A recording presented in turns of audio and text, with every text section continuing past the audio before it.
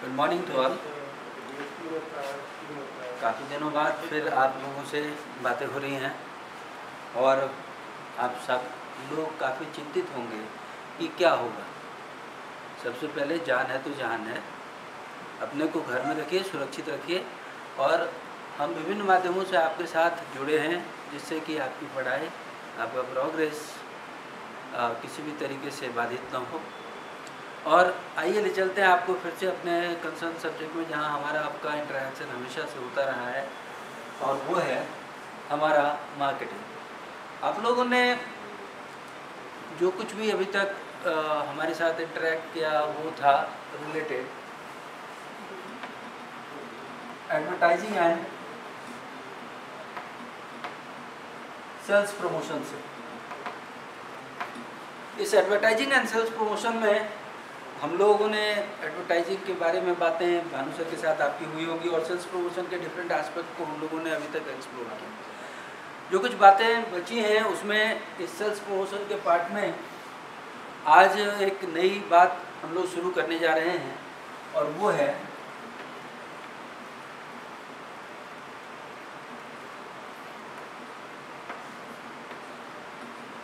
Psychology and selling.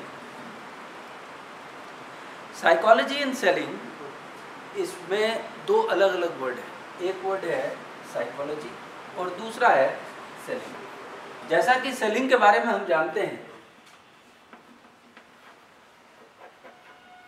It is a process of exchange between buyer and seller with the transfer of goods.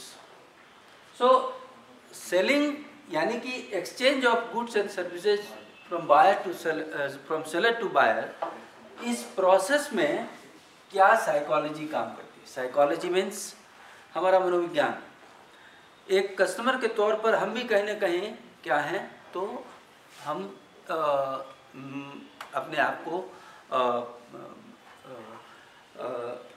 Face करते हैं।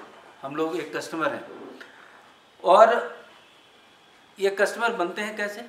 आखिर हमारी कुछ ज़रूरतें हैं, हमारी ह्यूमन नीड्स हैं, हमारी सोशल नीड्स हैं, हमारी सिक्योरिटी नीड्स हैं। इन नीड्स की वजह से हम चाहते हैं गुड्स एंड सर्विसेज को खरीदें, कंज्यूम करें, और यही जो उसकी जो इंटेंसिटी है वो हमको उस ओर खींच करके ले जाती है, और इसी से हम लोग चीज़ों के एक्सचेंज प्रोसेस में अपने आप को इन्वॉल्व करते हैं। तो ये साइकोलॉजी क्या है? हमारा मेंटल स्टेटस।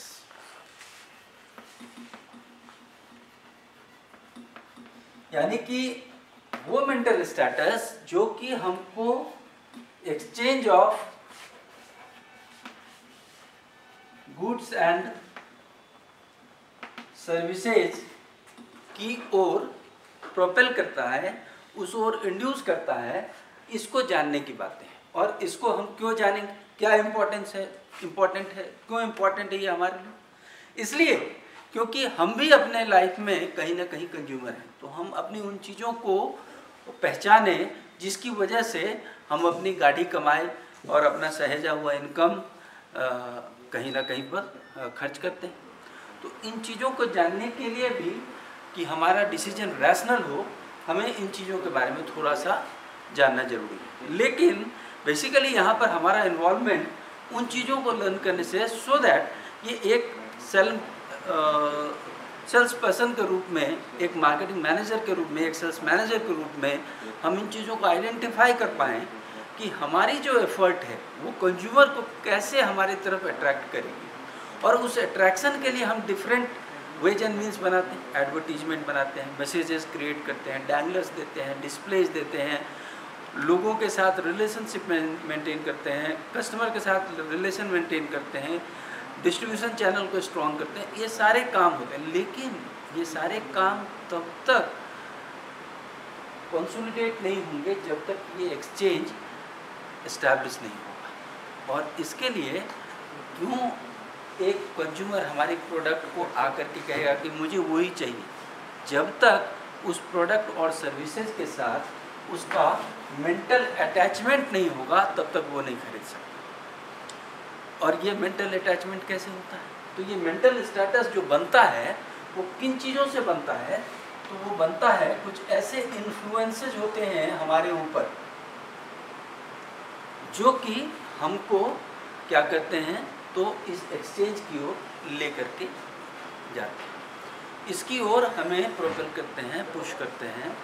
तो उन इन्फ्लुएंसेस को हमें जानने की ज़रूरत है, और इस इन्फ्लुएंसेस को हम जब एक्सचेंज के लिए लेकर के जाते हैं एक कस्टमर के रूप में, कंज्यूमर के रूप में, तो इसको जाना जाता है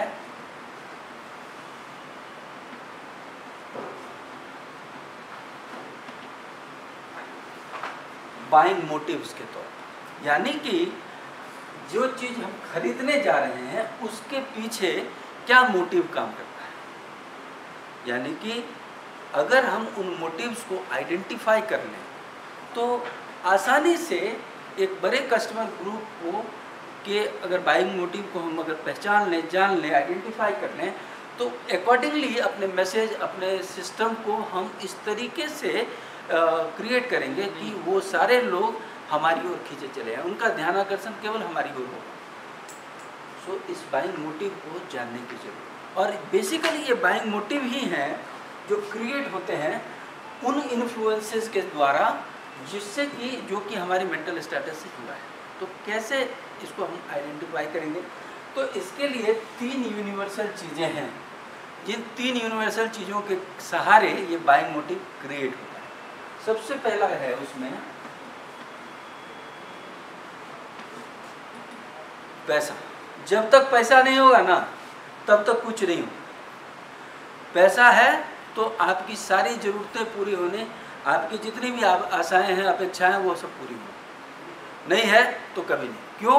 क्योंकि ये हमारा जो डेफिनेशन है वो क्या कहता है कि सेलिंग का मतलब ही है exchange of goods and services with transfer of ownership. आप अपना पैसा दीजिएगा, वो अपना सामान देगा, तो पैसा होना चाहिए। दूसरी चीज़ जो इस बाइंग मोटिव के पीछे है वो है टाइम। यानी कि पैसा है तो, लेकिन उस समय होना चाहिए जिस समय में हमारी ज़रूरत है। सो ज़रूरत के समय अगर हम पैसा है तो अपनी आपको कहाँ खींच करके लाते हैं, तो एक्सचेंज के प्रोसेस में खींच करके। और तीसरा है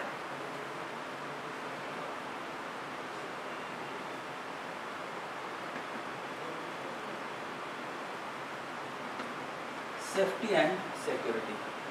पैसा हो ना हो, समय हो ना हो, लेकिन अगर हमारी सेफ्टी एंड सिक्योरिटी अगर तनिक भी, थोड़ी सी भी अगर हमको कॉम्प्रोमाइज़ दिखती है, तो हम हर तरीका अपनाते हैं जिससे कि हमारे पास टाइम हो और पैसा हो, और हम अपने आप को लिए, अपने आप के लिए उन चीज़ों को खरीद करके लेकर के आएँ जिससे कि हमारी सेफ्टी एंड सिक्योरिटी इंश्योर हो सके।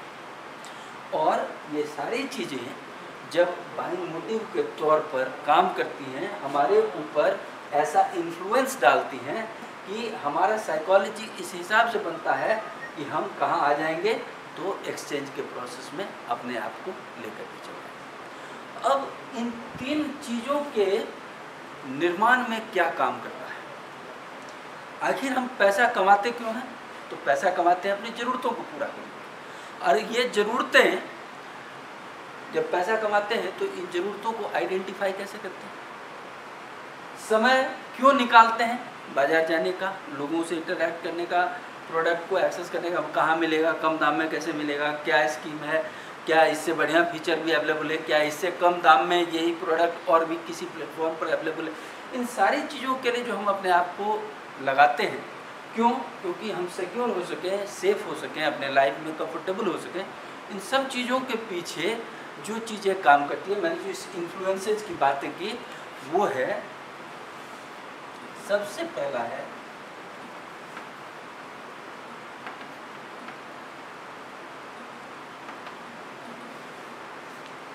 रेसिप्रोसिटी। रेसिप्रोकेट करना मतलब हमारे मन में ये बात होती है, अरे भाई हमको ये गिफ्ट दिया तो हमको भी यही गिफ्ट देना है, हमको भी ऐसा ही कुछ देना है। उसने वैल्यूएबल्स दिया तो मुझे भी वैल्यूएबल्स देना है।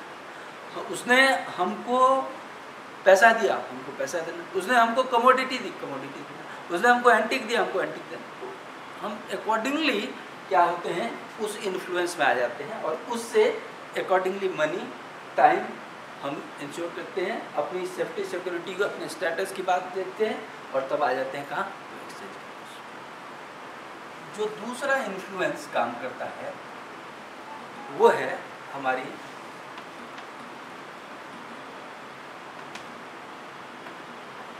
एक स्टूडेंट की अथॉरिटी है कि उसके पास स्कूल बैग होना चाहिए, कॉपी होनी चाहिए, कलम होनी चाहिए, बुक्स होनी चाहिए और इन सबों के सहारे वो पढ़ सकता है। अगर ये चीज़ें नहीं होंगी तो क्या होगा कि वो कभी भी अपनी पढ़ाई स्मूथ वे में कंप्लीट नहीं कर सकता, अपने चैप्टर्स नहीं पढ़ सकता, अपने ज्ञान के लिए जो वो जद्दोजहद कर रहा है वो उसको आसानी से प्राप्त नहीं होगी। सो ही इज़ ऑथराइज्ड कि नहीं, अगर उसकी डिमांड है फैमिली में कि नहीं मुझे किताबें चाहिए, मुझे इंटरनेट चाहिए, तो उसको ये प्रोवाइड करना चाहिए। तीसरा,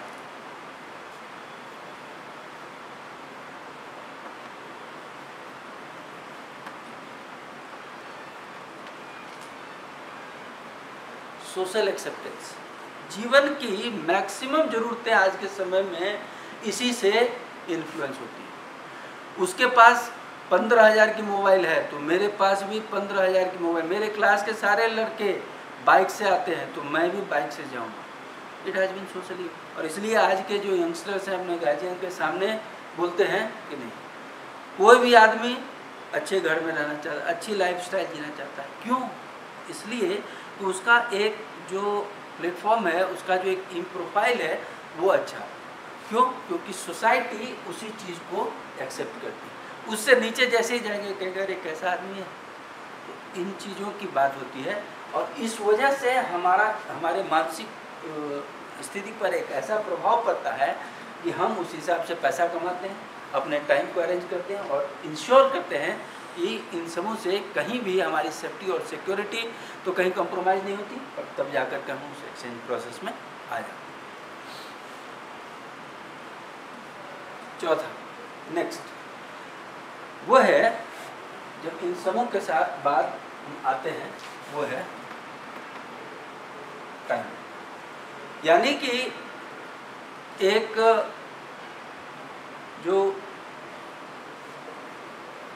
यंग लेडी है उसके लिए लिपस्टिक उसके यंग एज में ज़्यादा ज़रूरत है, न कि उसके एजेड होने के बाद। वैसे महिलाओं में फैशन तो लाइफ टाइम क्रेज़ है, लेकिन उसकी मूल ज़रूरतें, उसका जो प्रॉपर यूटिलाइजेशन है वो कब है, जब वो यंग होते हैं। सो हम कोई भी चीज़ को अगर मार्केट में लेकर के आते हैं जो कि एक्सचेंज के लिए हमारी कंपनी ऑफर करती है, उसको अगर सही टारगेट सेगमेंट ऑफ कस्टमर पर नहीं डालें, अगर हम उनके टाइम के, उनके एज के, उनके जेंडर के हिसाब से अगर नहीं डालें हम, तो कभी भी ये उस पर इन्फ्लुएंसिव नहीं होगा। कभी भी उनका बाइंग मोटिव उनको कभी इस चीज़ के लिए कंपेल नहीं करेगा कि आप एक्सचेंज के प्रोसेस में आ जाए। नेक्स्ट,